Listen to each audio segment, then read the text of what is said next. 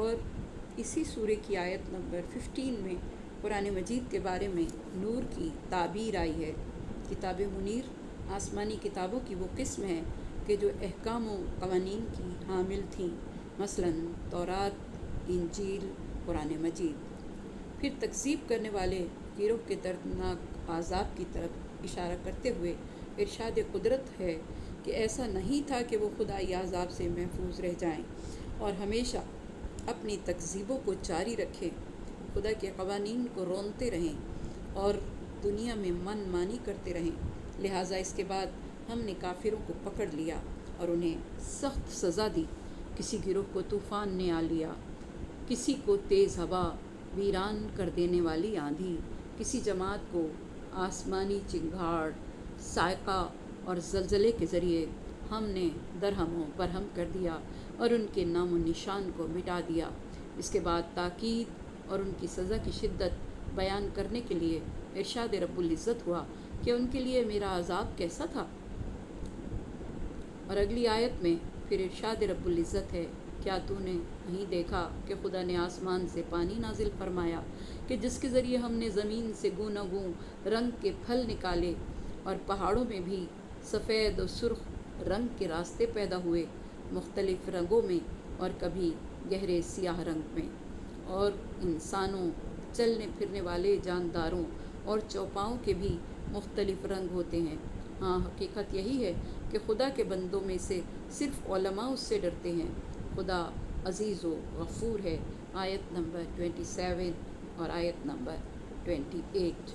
اللہ نے کتاب تکوین کا ایک ایک صفحہ انسانوں کی نگاہوں کے سامنے کھولا ہے تاکہ ہٹ دھرم مشرکین اور منکرین توحید کو ایک دندان شکن جواب دے۔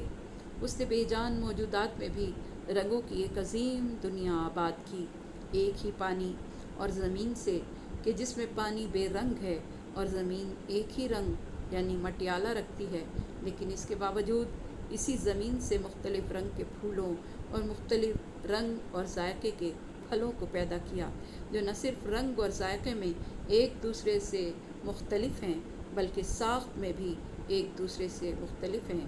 کسی کو کوئی صورت دی، کسی کو کوئی صورت دی، یہاں تک کہ ایک ہی پھل کی کئی قسمیں ہوتی ہیں۔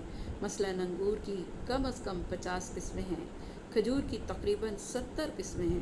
آیت کے آخر میں ان راستوں کی قسموں کو بیان کیا ہے جو پہاڑوں میں پائے جاتے ہیں۔ یہ فرق مختلف راستوں کی پہچان کا سبب بنتا ہے۔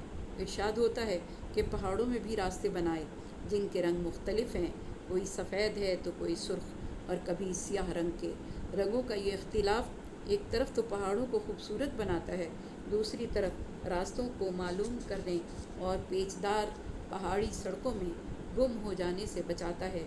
یہ سب خدا کی قدرت کی دلیلیں ہیں۔ خود پہاڑ بھی خط اور راستوں کی مانند ہیں جو زمین کی سطح کے اوپر کھینچے گئے ہیں، اور وہ دور کے فاصلوں سے خصوصیت کے ساتھ مکمل طور پر محسوس ہوتے ہیں۔ ایسے خطوط کہ جو کچھ سفید رنگ کے ہیں، کچھ سرخ رنگ کے اور بعض گہرے سیاہ رنگ کے ہیں، یہ ایسے خطوط ہیں جو پروردگار کی دست قدرت نے زمین کے چہرے پر نقش کیے ہیں۔ انسانوں، جانداروں اور چوپایوں میں سے بھی مختلف رنگوں والے ہوتے ہیں۔ انسان گو کہ ایک ہی ماں باپ سے پیدا ہوئے ہیں مگر مختلف رنگوں کے حامل ہیں، بعض سفید، بعض سیاہ ہیں۔ بظاہر چہرے سے قطع نظر ان کے باطنی رنگ، ان کی اخلاق و عادات، خصوصیات سب ایک دوسرے سے مختلف ہیں۔ جانداروں کی دنیا میں ہزارہا قسم کے حشرات، پرندے، رینگنے والے، دریائی، وحشی جانور سب ایک دوسرے سے مختلف رنگ اور خصوصیات کے حامل ہیں۔ توحید کی ان نشانیوں کو بیان کرنے کے بعد ارشاد قدرت ہوا کہ صرف علماء ہی اللہ سے ڈرتے ہیں۔ امام زین العابدین علیہ السلام نے فرمایا کہ خدا کی معرفت اور عمل ایک دوسرے کے لیے لازم و ملزوم ہیں۔ جسے خدا کی معرفت ہوگی وہ خدا کا خوف رکھے گا اور خوف اسے اطاعت الہی پر عمل کرنے کی رغبت دلائے گا۔ بے شک ارباب علم اور ان کے پیروکار ہی خدا کی معرفت رکھتے ہیں، وہ خدا کی رضا کے لیے عمل بجا لاتے ہیں۔ امام جعفر صادق علیہ السلام نے فرمایا کہ عالم وہ ہے جس کا قول اس کے فعل کی تصدیق کرے۔ جس کے قول اور فعل میں تضاد ہو، کہے کچھ اور کرے کچھ، وہ عالم نہیں ہے۔ حضور اکرم صلی اللہ علیہ وآلہ وسلم نے فرمایا کہ جسے سب سے زیادہ خدا کی معرفت ہوتی ہے وہی سب سے بڑا پرہیزگار ہوتا ہے۔ خشیت الہی کا جذبہ اس وقت پیدا ہوتا ہے جب ذہن میں خدا کی تعظیم اور اطاعت کرنے کا جذبہ موجود ہو۔ یہ جذبہ عالم کے دل ہی میں پیدا ہوتا ہے۔ جتنا علم بڑھتا جائے گا اتنا ہی انسان عمل میں محکم ہوتا چلا جائے گا، اور یہ عالم کی نشانی ہے۔ حقیقت یہ ہے کہ اللہ کے بندوں میں سے صرف علماء ہی اللہ سے ڈرتے ہیں۔ بدھ کے دن امام زین العابدین علیہ السلام یہ دعا پڑھا کرتے تھے: خدایا، تیری تمام مخلوق میں سے تیرا زیادہ خوف رکھنے والا وہی ہے جسے تیری زیادہ معرفت حاصل ہے۔ بلحاظ عمل تیری مخلوق میں سے افضل وہ ہے جو تجھ سے زیادہ ڈرتا ہے۔ علم تیرے خوف کا نام ہے اور حکمت تجھ پر ایمان لانے کا نام ہے۔ جسے تیرا خوف نہیں وہ عالم نہیں، اور جو تجھ پر ایمان نہیں رکھتا اس کے پاس حکمت نہیں ہے۔ امام صادق علیہ السلام نے فرمایا کہ اللہ فرماتا ہے لوگوں سے نہ ڈرو، فقط مجھ سے ڈرو۔ پھر اللہ نے فرمایا جو اللہ سے ڈرتا ہے اللہ اس کے نکلنے کے لیے راہ بنا دیتا ہے۔ پھر فرمایا بزرگی اور شہرت کی محبت دونوں اللہ سے ڈرنے والے کے دل میں جمع نہیں ہو سکتی، یعنی جو اللہ سے خوف بھی رکھتا ہو اور شہرت حاصل کرنے کی تمنا بھی، تو دونوں ایک دل میں جمع نہیں ہو سکتی۔ اللہ سے محبت کرنے والا کبھی دنیاوی شہرت کا متمنی نہیں ہوتا۔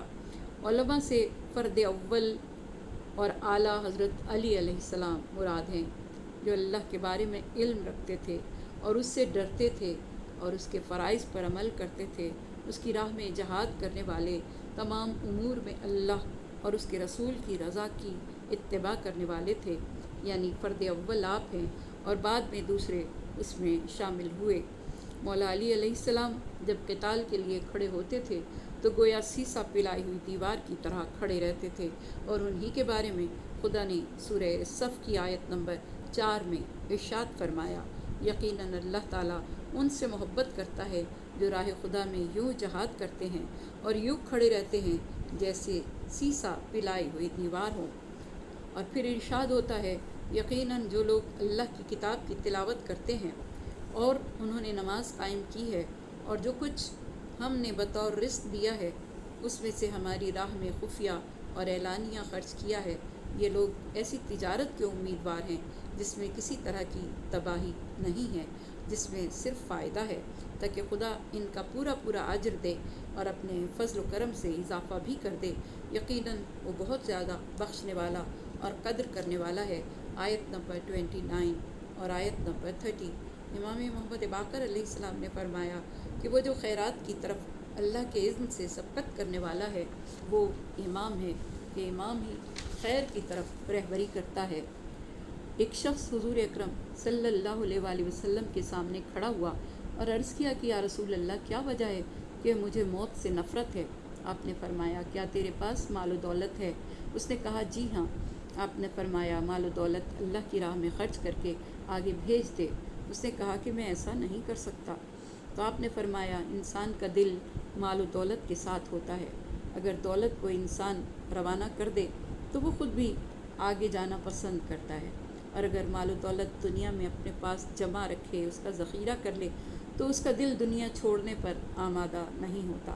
آپ نے فرمایا اللہ نے تمہیں یہ دولت اس لیے دی ہے کہ اسے وہاں روانہ کرو جہاں روانہ کرنے کا خدا نے حکم دیا ہے۔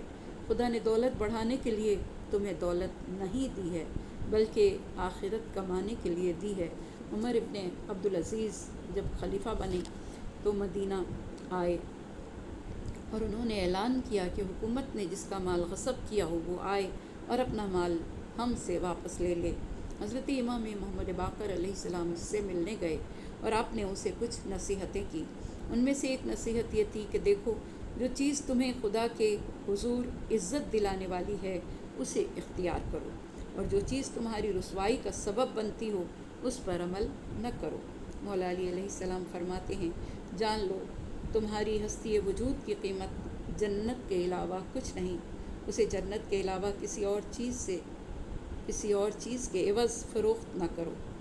جب کوئی انسان نیک عمل انجام دیتا ہے تو اس کی نظر خدا کے عظیم اجر و ثواب کی طرف ہوتی ہے۔ خدائی اجر و ثواب کا چاہنا اس کی دلیل ہے کہ وہ کسی دوسرے سے اجر و ثواب کی امید نہیں رکھتے، ولا اجرن ولا شکورا۔ وہ نیک اعمال کا نہ اجر چاہتے ہیں اور نہ ہی شکریہ چاہتے ہیں۔ جب کوئی شخص صدقہ دیتا ہے تو سب سے پہلا فائدہ اس کی اپنی ذات کو ہوتا ہے۔ یہ 70 قسم کی بلاؤں سے محفوظ ہو جاتا ہے۔ اگر صدقہ صبح نکالتا ہے تو مغرب تک بلاؤں سے محفوظ رہتا ہے، اور اگر مغرب کے قریب نکالتا ہے تو صبح تک بلاؤں سے محفوظ رہتا ہے۔ خدا کو بندوں کے صدقوں کی ضرورت نہیں، وہ تو مالک خزائن السماوات والارض ہے۔ وہ تو بندوں کے نیک اعمال پر اپنے خزانے سے اجر عطا کرتا ہے۔ نیک اعمال کرنے والا اللہ کا مزدور بن جاتا ہے۔ خدا پر مزدور کی اجرت دینا واجب ہو جاتی ہے، کیونکہ بندہ اس کے حکم پر ہی نیک اعمال بجا لاتا ہے۔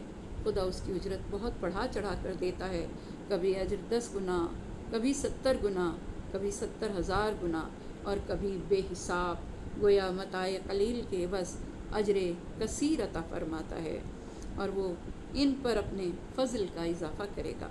حضور اکرم صلی اللہ علیہ وآلہ وسلم نے فرمایا، اس سے دوزخ کے حقدار کے لیے شفاعت کا مل جانا مراد ہے، یعنی یہ نیکیاں انسان کو جنت کا حقدار بنا دیتی ہیں کہ اسے شفاعت ملتی ہے جو اس کی جنت کی ضامن بن جاتی ہیں، اور شفاعت کا حصول دنیا میں لوگوں کے ساتھ بھلائی کرنے پر موقوف ہے۔ کسی کے ساتھ بھلائی کرتے ہو تو تمہیں شفاعت ملتی ہے جو تمہاری جنت کی ضامن بن جاتی ہے۔ صدق اللہ العلی العظیم۔ یا بار الہ، ہمیں توفیق عطا فرما کہ ہم تیرے قرآن کو نہ صرف پڑھیں بلکہ اسے سمجھیں، اسے دل میں اتاریں، اس پر عمل کریں۔ پروردگارہ ہمیں ان میں شامل فرما جو تیری بارگاہ میں عمل کے ذریعے بلندی درجات پاتے ہیں۔ ہمیں ان میں شامل فرما جو تیرے عطا کردہ رزق کو مسلسل تقسیم کرتے ہیں اور اس کے بدلے میں روز محشر شفاعت معصومین پاتے ہیں۔ پروردگارہ ہماری دنیا کو ہمارے لیے آسان کر دے، ہمیں گناہوں سے دور رکھ، برائیوں سے محفوظ رکھ۔ پروردگارہ ہمارے گناہان صغیرہ و کبیرہ کو بخش دے، وہ گناہ جن کے سبب تیرا عذاب نازل ہوتا ہے، وہ گناہ جن کے سبب ہماری دعائیں تیری بارگاہ میں نہیں پہنچتی، وہ گناہ جن کا روز آخر تو مواخذہ کرے گا۔ پروردگارہ ان تمام گناہوں کو معاف فرما اور ہمیں ان گناہوں سے دور رکھ۔ پروردگارہ ہم میں جو بیمار ہیں انہیں صحت کاملہ، صحت عاجلہ عطا فرما، ہمارے مرحومین کی مغفرت فرما، ہمارے والدین کے درجات کو بلند فرما، انہیں کروٹ کروٹ جنت نصیب فرما، جوار معصومین میں جگہ عطا فرما۔ پروردگارہ تجھے واسطہ تیرے حبیب پاک اور ان کی اولاد طیب و طاہر کا۔ پروردگارہ جس نے مجھے دعا کے لیے کہا، ہر ایک کی دعا کو مستجاب فرما۔ پروردگارہ آج پوری دنیا میں ہر طرف جنگ کے بادل چھائے ہیں، ایران پر حملہ ہوا ہے اور اسرائیل مسلسل اس کوشش میں ہے کہ دنیا سے اسلام کو مٹا دے۔ پروردگار دو عالم یہودیت اور عیسائیت کی ان چالوں کو تو انہی پر پلٹ دے۔ پروردگار دو عالم اہل اسلام کی حفاظت فرما، مسلمانوں کی حفاظت فرما۔ حادثے میں جو مسلمان دنیا سے رخصت ہوئے اس جہاز کے، پروردگارہ ان سب کی مغفرت فرما۔ پروردگارہ ہمیں ایسے حادثوں سے محفوظ رکھ۔ محمد و آل محمد کے صدقے میں ہم انسانوں کی، ہم مسلمانوں کی، ہم مومنوں کی حفاظت فرما۔ محمد و آل محمد کے صدقے میں ہمارے ملک میں امن و امان رہے، دہشت گردوں کو نیست و نابود فرما، اسلام کا بول بالا فرما، ہمارے مقامات مقدسہ کی حفاظت فرما۔ پروردگار دو عالم تجھے واسطہ محمد و آل محمد کا ہمارے بچوں کو نیک، سعادت مند، عبادت گزار بنانا، انہیں ان کے امتحانوں میں کامیاب کرنا، علم کی دولت سے مالا مال کرنا، روز آخر انہیں ہمارے لیے باعث زیب و زینت بنانا۔ جو رزق روزی کے لیے پریشان ہیں پروردگارہ ان کی روزی میں برکت عطا فرما۔ محمد و آل محمد کے صدقے میں جو گودیاں خالی ہیں انہیں بے اولاد سے نواز دے، جنہیں نوازا ہے انہیں سلامت رکھنا۔ محمد و آل محمد کے صدقے میں پروردگارہ اہل کشمیر پر، اہل فلسطین پر، اہل ایران پر رحم فرما۔ محمد آل محمد کے صدقے میں پروردگارہ ہمارے ملک پر رحم فرما، بے گناہ قیدیوں کی آزادی کا اہتمام فرما، پروردگارہ حکومت کو نیک لوگوں کے حوالے فرما، وہ نیک لوگ جو ہم انسانوں سے محبت کریں اور انسانیت کا احترام کریں۔ پروردگارہ اپنے پیارے حبیب کے صدقے میں، ان کی اولاد طیب و طاہر کے صدقے میں ہماری نزع کی مشکل کو آسان کرنا، ہماری قبر کی مشکلوں کو آسان کرنا، ہمیں جبار معصومین میں جگہ عطا کر دینا، ہمیں ان کی شفاعت میسر آئے اور وقت آخر ان کی زیارت نصیب ہو۔ پالنے والے ہمارے امام کے ظہور میں تعجیل فرما، ہمارے امام کے ظہور میں تعجیل فرما، ہمارے امام کے ظہور میں تعجیل فرما۔ آمین ثم آمین، بحق محمد و آل محمد۔